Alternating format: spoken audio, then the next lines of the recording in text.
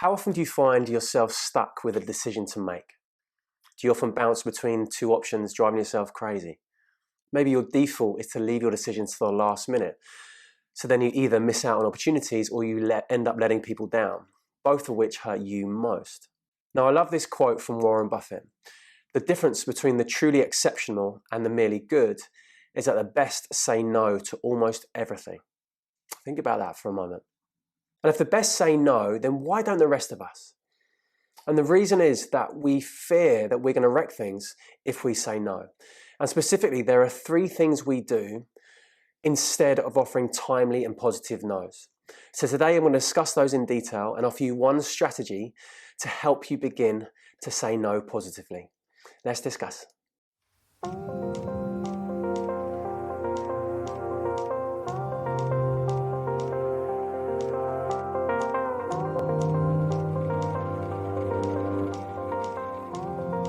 Hey, it's Richard from the Conscious Life podcast. Thank you for joining again. If you're listening on YouTube and iTunes or Spotify, please leave a review or comment below. I'd really appreciate it, and it's just going to help more and more people access this content. As you know, at the Conscious Life Collective, we help individuals and organizations reach and harness their full potential. And what that means is progressing along the path to personal mastery. And at the core of personal mastery is leadership, self-leadership. And so one of the things we see so often is how many people box themselves into a corner because they have no idea how to say no. They overcommit. And so this is what we're going to talk about today in episode 17. I really appreciate you joining. We could be doing many other things instead of listening and watching this, so thank you. And I hope this is going to be proved really valuable to you today. So the 3 things we typically do instead of saying no when we need to are quite profound, and hopefully they're going to jump up to you and resonate with you strongly, because they certainly did for me when I first heard these. So the first thing we do when instead of saying no is that we avoid the uncomfortable. So that could be procrastination, that could be dodging someone in the hallway, that could be, even on a personal level, that could be you telling yourself you might have a goal, you might want to improve your health, you might want to progress your career, whatever. But how you avoid to yourself is that, okay, I'm going to start that in the new year, or I'll start next week, or I'm going to do it after my birthday.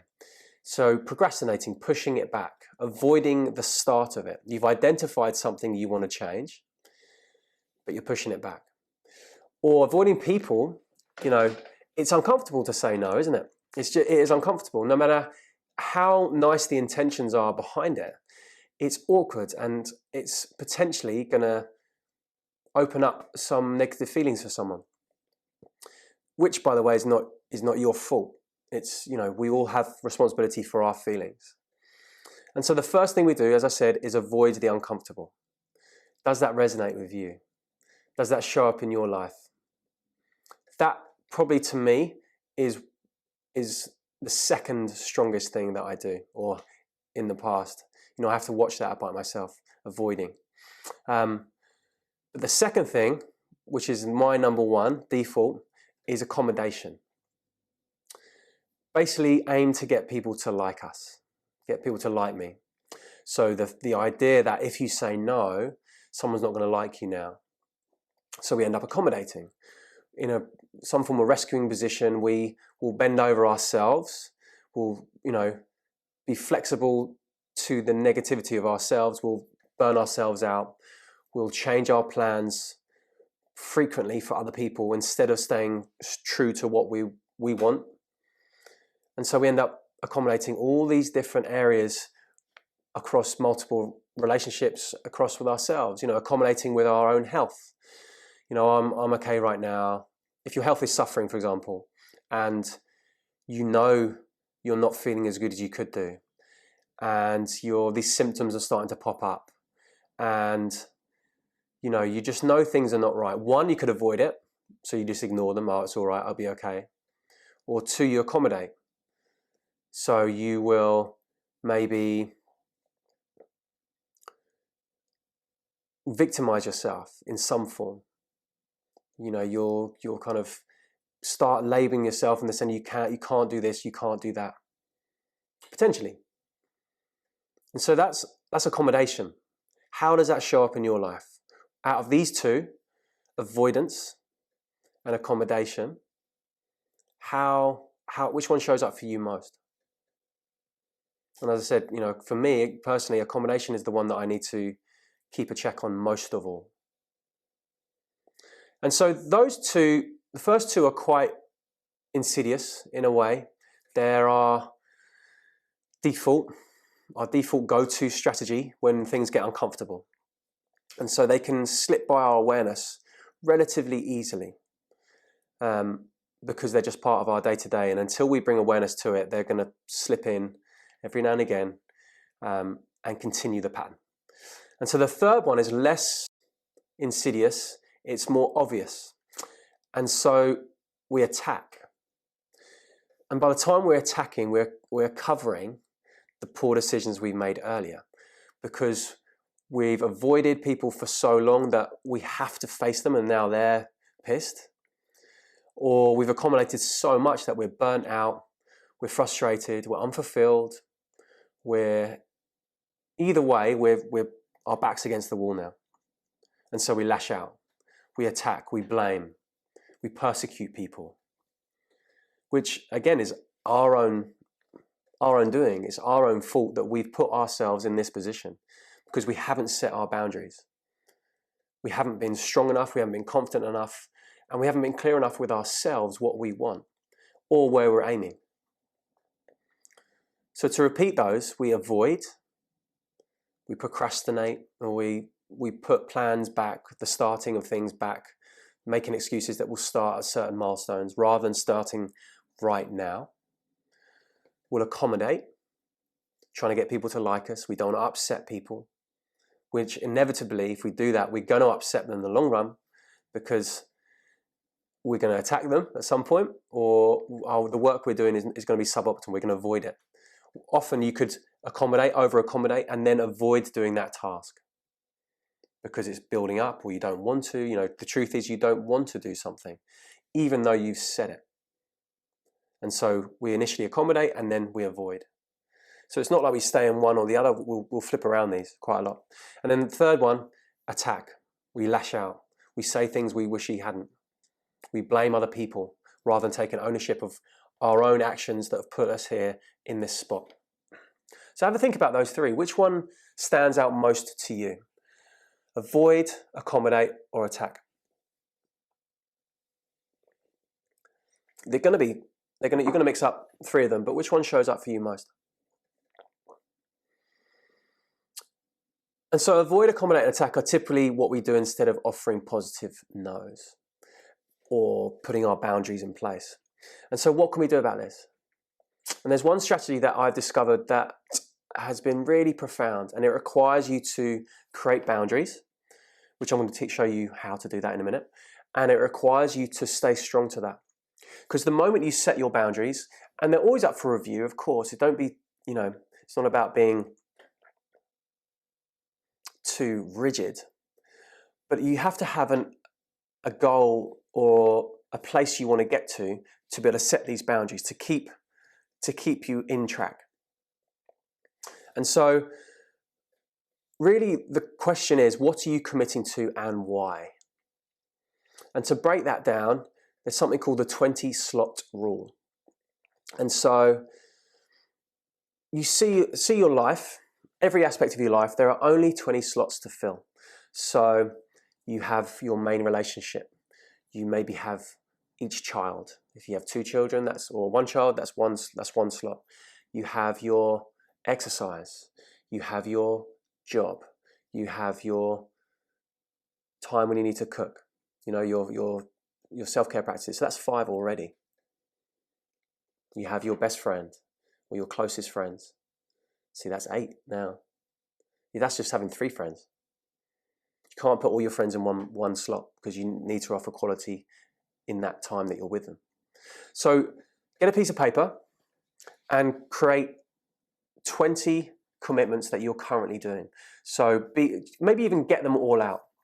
Write down what commitments you have at the moment. So that could be okay, my main partnership, my main relationship, I have my child, I have my exercise routine, I have my job, I have my 4, 5, 3 friends that you want to see. You have, within your work, you have different projects. So you might have, in my business, for example, okay, I have content to produce. I have coaching to do. I have products to design. So that's 3 slots. They all take up a considerable amount of time. So write down your 20 slots, not just 20 slots, sorry. Write down every slot that takes place. You're probably going to come up to, maybe you'll come up to 20, 25, 30, whatever. So that's exercise 1. Write out on a piece of paper all the things you commit to, that you want to offer quality to and quantity to. Okay, the second thing to do now, so you've got all your slots, you've got more than 20, 25, 30, whatever it is, 40, whatever you've got, being honest with your slots. And just one more thing on slots, make sure that that slot is quality. That's why you can't group things into one. You can't group in 5 friends because you're not going to offer the quality to each of those people. So you've got to put each friend in one slot. So the second thing to do is to identify 5 things that currently take up a slot in your life that you would choose to say no to. So what are you doing out of that selection that you've written down? What are you doing that you don't really want to do? Now, of course, there are things that, we have to make ends meet. We have to do certain things. For example, we have to have our basic needs covered. So to have our basic needs covered, we have to be doing things to potentially that we might not be overly keen on. Maybe not. Maybe you're in a fortunate position. But really honestly look at your selection and what are the things you don't really want to do. That could be, I don't really like going to the gym. I like exercising, but I don't really like going to the gym. It could be, I don't really like spending time with this person. Or, more accurately, it could be, I don't like spending a lot of time with this person. Do you have those relationships like that? Where you really like these people, but you don't want to spend too much time with them. Whereas there are other people who you do like spending lots of time with. I don't know, silly example, but you can, make it apply to you. What are the things that are drawing your energy away from you? That's how I see it. When you go in a slot, does it lift you? Does it fill you with energy? Do you feel excited? Or do you feel just a lift? I feel a physical lift within my body. Or does it drain you? I feel a pulling. I feel my body drops. I feel a pull in my gut. Don't really, doesn't fill me with excitement. So identify 5 of those things that ultimately you'd say no to. The third step in this is pick the most pressing 3. Out of those 5, what 3 are really bugging you? Have you committed to picking someone else's child up during the week, or 4 days a week? Or are you sharing something that you said you would do because you want to help out, but you're overcommitting and it's putting you in the ground? If you're helping out and it's not, then wonderful, keep doing it. I'm not saying don't help people, but at the expense of your happiness, at the expense of your quality of relationships. If you're doing this task that you've overcommitted to because you're accommodating, that's going to run through into your life. That's going to make you irritable. That's going to make you tired. And you're going to take that on the nearest and dearest, closest to you. So that's why it's a time to, if you want to call it selfish, but really it's about self-care. Bringing your awareness on what are you over committing to and what are you avoiding saying no to. So the 3 pressing ones out of those. And see what comes up. So the step 1 is to write out all your commitments on a piece of paper, in a list form, in whatever form it is. Be as honest and as clear as possible. Won't take long, 5-10 minutes. The ones that stand out to you, what's regular commitments for you in your week? The second one, pick the pressing 5. that draw your energy, that are sapping your energy. And step 3, pick the most pressing 3. And then ask yourself the question, what would happen if you said no to those 3? What would happen in your life? How would you feel? What would change? Because if we don't do this, and we keep overcommitting and overcommodating, then the core slots, the key slots that have to be nurtured, relationship, children, profession, the quality of those will go down because you're overcommitting to too many slots on the paper, too many slots taken up in your life. So if you are overcommitting, then know that your quality in your relationships, the quality with your children, the quality in your profession, the quality for yourself is slipping, is going down. And it's a really profound exercise. Even if you start and you've got it all written out and you know the 3 slots that you want to lose, want to drop, now is the time to work out how to say no positively. And how to say no positively is just to be honest. Honesty is always the best way. I'm sorry, I can't commit to doing this now. I'm too tired and I'm losing. You know, in a way, you don't really have to make an excuse, but if you're honest, I'm sorry, I just can't commit to this right now. I will check back in with you in a few weeks to see if my calendar has opened up again or if my time has freed up a bit.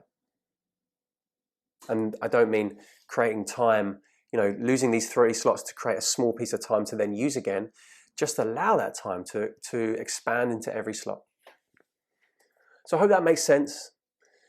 Give it a go and let me know what you think and what comes up for you, because it's a crucial part of self-leadership. It's a crucial part of the path to personal mastery.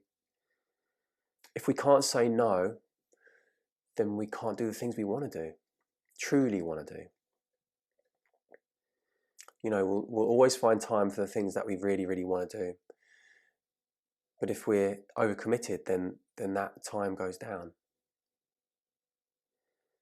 And to help you with some self-care, if you know you need to improve your health, if you know you need to start to take steps to look after yourself, maybe you've got some chronic pain, maybe your nutrition is an area that you need to look at, maybe you're just not sleeping well, maybe you're just in a constant state of anxiety.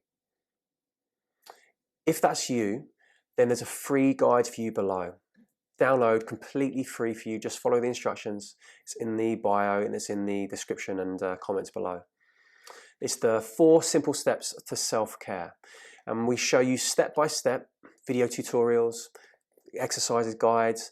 In the 4 simple steps, we show you how to use mobility and yoga to ease your chronic pain. And there are video tutorials for that. We show you how to shift into a success mindset. We show you 3 key shifts you can make, easy shifts you can make to improve your nutrition for better health. We show you how to improve the quality of your sleep. And finally, there's breath exercises in there to teach you how to take control if you're feeling anxious, to help you feel calmer, basically. So it's free for you to download. Just click the link below. It'll be sent to you straight away. Plus, there's a few extra bonuses in there that you'll get. So thank you again for listening. Leave a comment below. If this resonates with you, what are you going to drop out of your schedule because of this? Let me know what you normally do. Are you an accommodator? Are you someone that avoids, or are you finding yourself you attack a lot? So I'd love to hear. Please leave those comments below, and see you next week on a new episode.